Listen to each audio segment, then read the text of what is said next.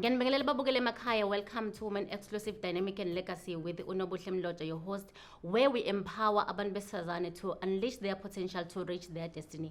Uyazi ukuthi ngitholakala ukufika every Tuesday at 7 p.m. to our live media. Then namhlanje ngino Mr. Uthulani yeye Gumede okuyena ke namhlanje ozositshela ukuthi if you want to be a writer then uyi-author of 7 books and uthos inspiration namhlanje and motivate us ukuthi if you want to be a writer what must you do and if you feel ukhathala ukuthi iziphi izinto kufanele uzenze. Can you introduce yourself babuye sekubingelela ku Women Exclusive Dynamic and Legacy? Ngibonge ngicela ukubingelela ababukeli bakho kwishow ehamba phambili kakhulu. Yes. Igama uThulani Gumede umbhali wencwadi namhlanje kwinto ukuthi ngizokhuluma kabanzi ngokunye kusakwenzile. Siyabonga. Siyabonga kakhulu. Then before we start ke baba uyayeye can you tell umbukelo sekhaya ukuthi ubani ubabuyeye uqhamuka kuphi like a little bit of your background ukuze umuntu as identify nawe ekhaya azi ukuthi ubabuyeye is here to invade the space and invading the land. Can you introduce yourself? Siyabonga. uThulani umntwana kaNkulunkulu. Ngicabanga ukuthi okubaleka kakhulu ufaka ngiqale ngakho ukuthi uThulani umntwana kaNkulunkulu. uNkulunkulu ngisebenzisa ngendlela ezihlukene. Enye indlela ngisebenzisa ngayo indlela yokubhala. And kwabo 9 to 5 ngokomsebenzi ngisebenza eThekwini ngisebenzele inkampani kaShukela where ngidila ngama exports export ushukela to other countries, you know. But enye yama passions uNkulunkulu enginike yona ile yokubhala incwadi engicabanga ukuthi iyinto uNkulunkulu esekwazi ungisebenzisa ngayo ukuthi ngiimpact impilo zabantu. Kuze kube imanje phela ziningi izinto uNkulunkulu ezenzayo through incwadi. So yeah. That means nje uma uvuka ekseni into ecabangayo ukubhala. Umulala into ecabangayo ukubhala. Yeah, ngicabanga ukuthi into eyavela kakhulu kumina i-art because before ngibe umbhali in fact ngisamncane bengingacabanga ukuthi ngizoba umbhali.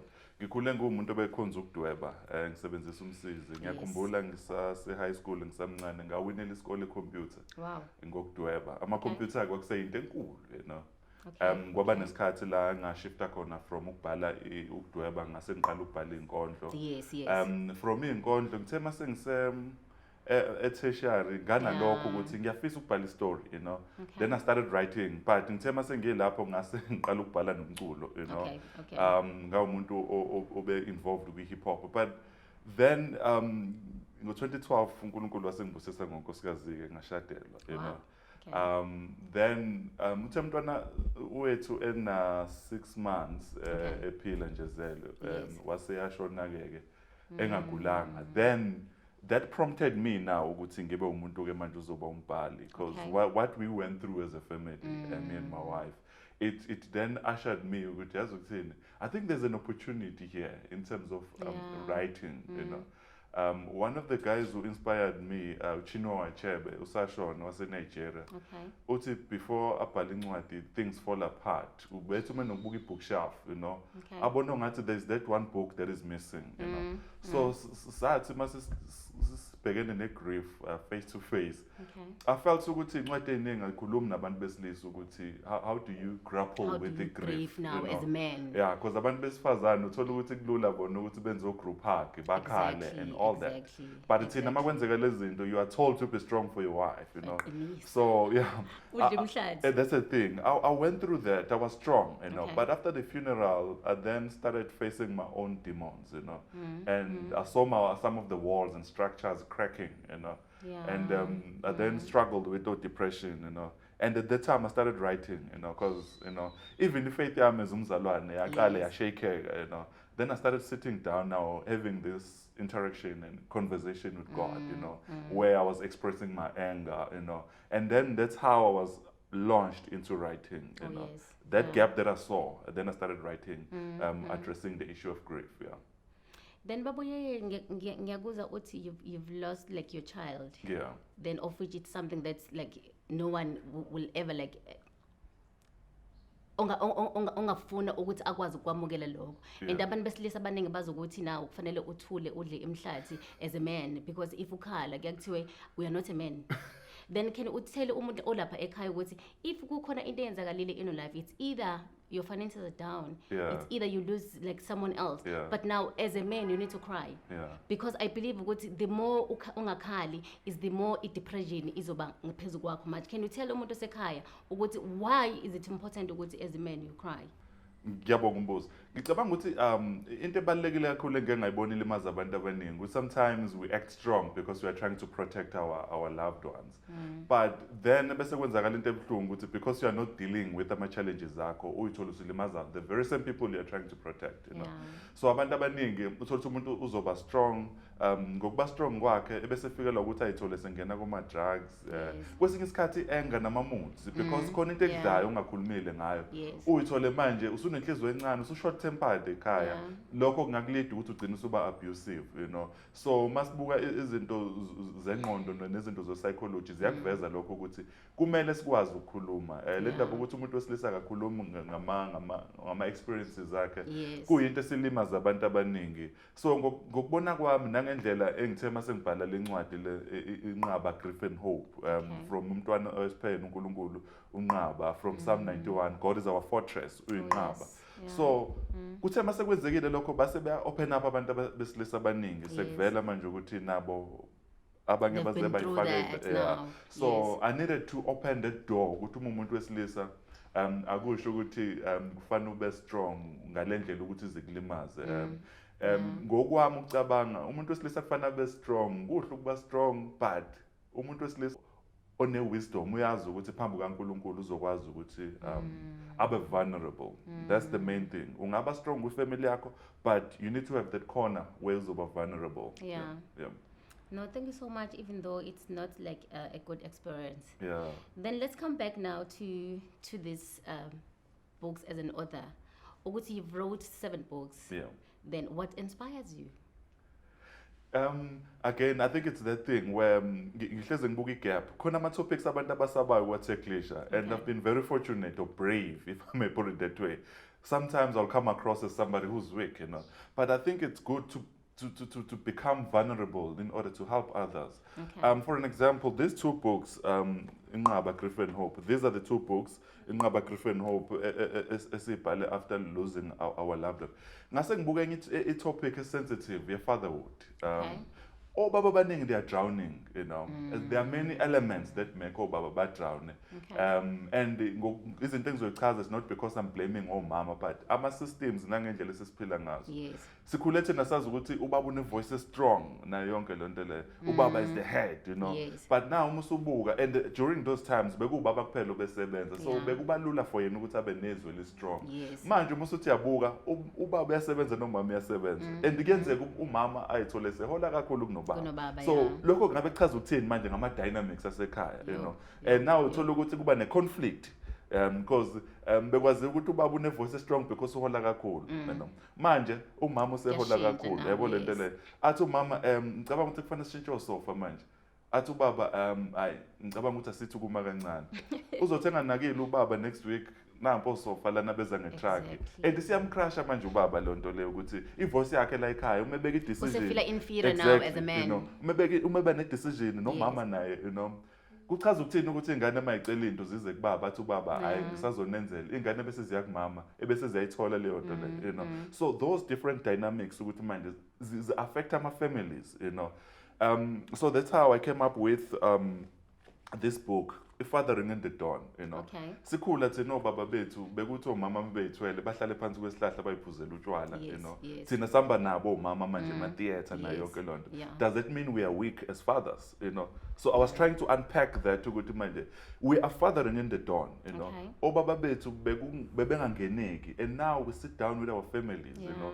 We discuss things, you know. So these are the elements and things that I feel we need to discuss, you know, as a society. And then kwakhona nencwadi Fathering Shadows. I grew up without a father. So I wrote this book. I lost my father when I was 3, about to turn 4, you know. So Fathering Shadows now, ikhuluma kabanzi address into ebengizama ukuyiveza ngeFathering Shadows ukuthi khona ingane ezalwe through rape, you know. Ngisebenzisa case study yase Rwanda where there was a genocide where kwaba nokudlwengulwa kwabantu besifazane kwase kuzalwa ingane and 20 years later mama basabuka ingane zabo bayizonda ukuthi wena ngikuthole through rape, I hate you, bazonda ingane zabo. So I'm trying to speak to somebody ongenawo ubaba ukuthi manje I'm trying to be your father ukuthi as much as ukuthi uzaloke ngendlela mhlawumbe ebuke ngeyinhle kodwa God is our father, and kulokho nalendlela wazaleka ngayo uNkulunkulu beneplan, you know. So then the other two books are my relationships. I'm not going to talk about all of them. No, it's fine, babu. Yeah.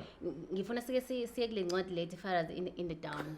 Ukuthi you mentioned ukuthi if ubaba ezibona engasenalo izwi ekhaya nokuthi because of ama finances akhe awekho right, umama uyena osehula kakhulu etshela ukuthi manje yena he is inferior. Umbuzo wami uthi ke ukuze ube ihead, are you identified in by having much money? That's profound. Ngicabanga ukuthi into esengiyibuke kakhulu nangokwe research khona lento efike ibe inkinga umuntu mengekho secured. Umuntu ongekho secured kuyena uzohleze nenkinga. Mhlawumbe lethe ngizophuma endlini ngibona ngathi angigqokanga kahle. Then the minute ngingazizwa kahle ngizobona ngathi wonke umuntu ubona ngathi angigqokanga kahle. Yabona into le. So obaba abaningi uthola ukuthi banenkinga ngenxa yama finances, but uthola ukuthi omama they are very supportive, you know. And I've had a couple of stories la umama ezothi siyogrossa baba kodwa ngicela ikhadi lihlale nawe, you know. Akuswaphe wena, you know, yonke lento le.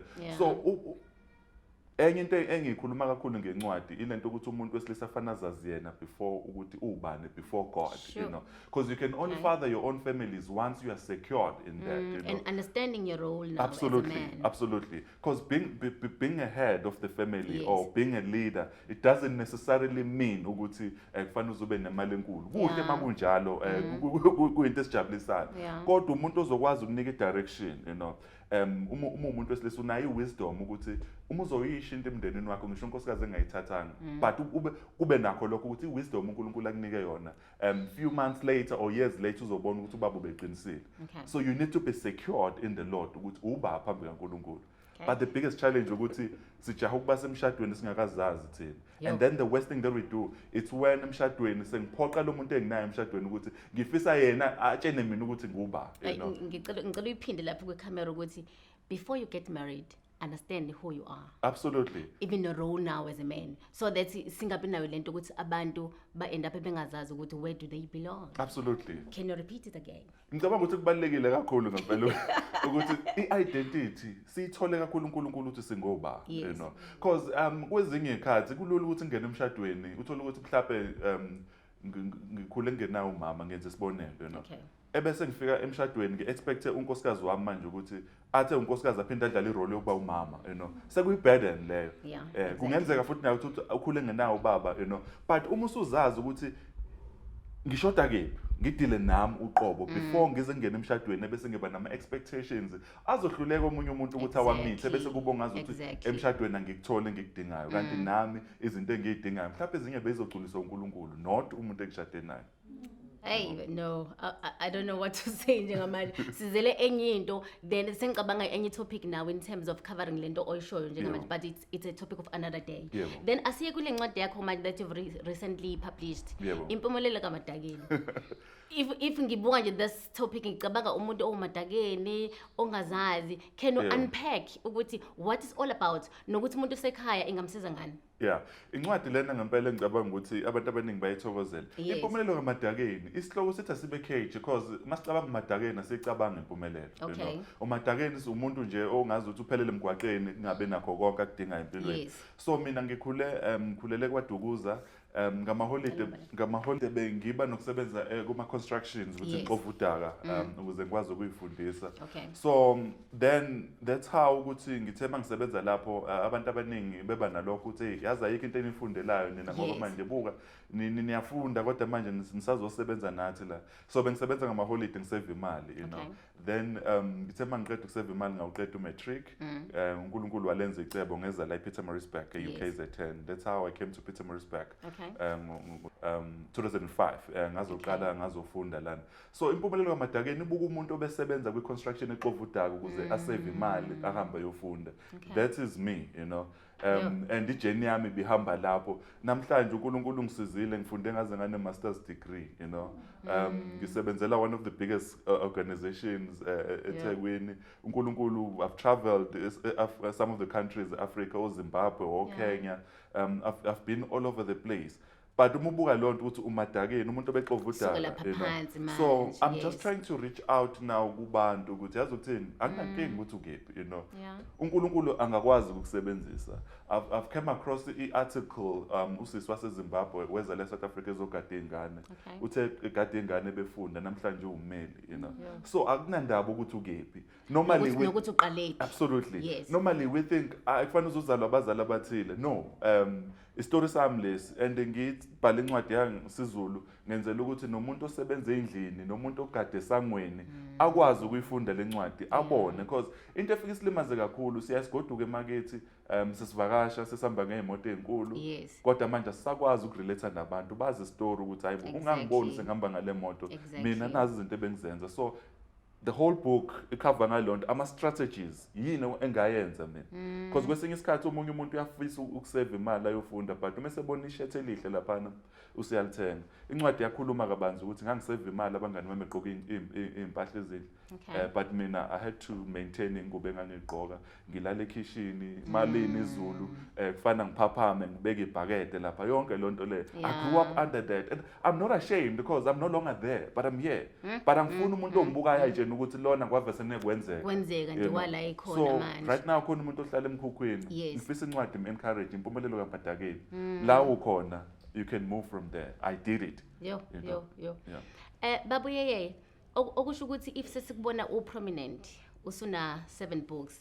Thina sizibonela umuntu nje okusho ukuthi ukhule rich, wakhula kahle. You understand? Then yini ebalekile now that you focus in as umuntu okhona ekwenzayo ukuthi you press on even though noma kukhona izinto ezama hindrances in your life. What is it that keep you like going?